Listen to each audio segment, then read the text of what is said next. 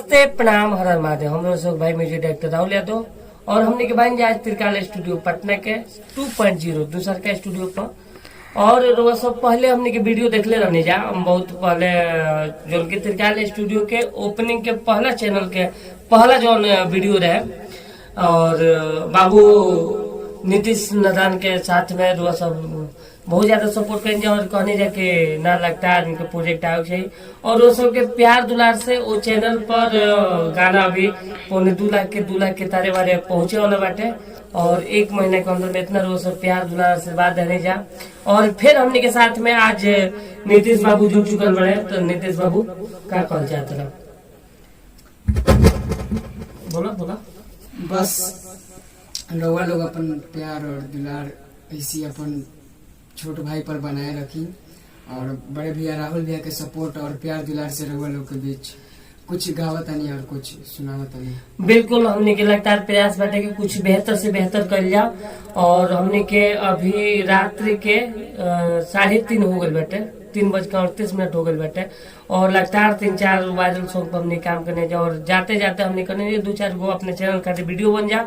तो वो सब बाबू के माध्यम से 2-4 गो गीत संगीत सुना बाबू कुछ सुनाओ मिजाज में हम चाहते आवाज बाहर ही जाता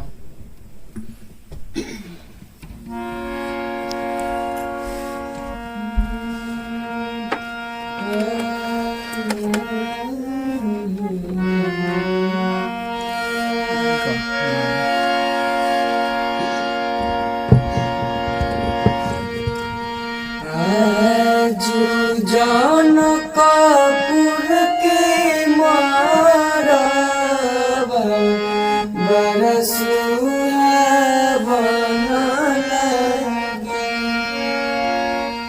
आज जान कपूर के मारा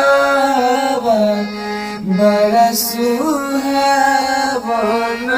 लगे सीता के चढ़ लहरा दिया बड़ा सुहावन लगे सीता के चढ़ लहरा दिया बड़ा सुहावन लगे हरे हरे बसवा कटल जनक राजा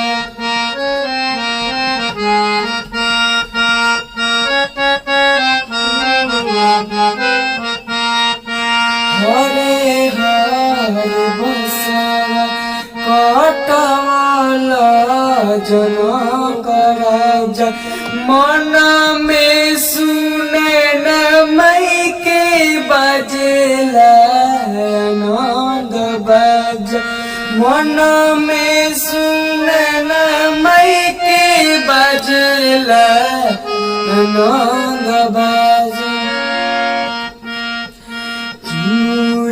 पूरा बलयांगना बड़ा सुहावन लगे सीता के चढ़ लहरा दिया बड़ा सुहावन लगे सीता के चढ़ लहरा दिया बड़ा सुहावन लगे।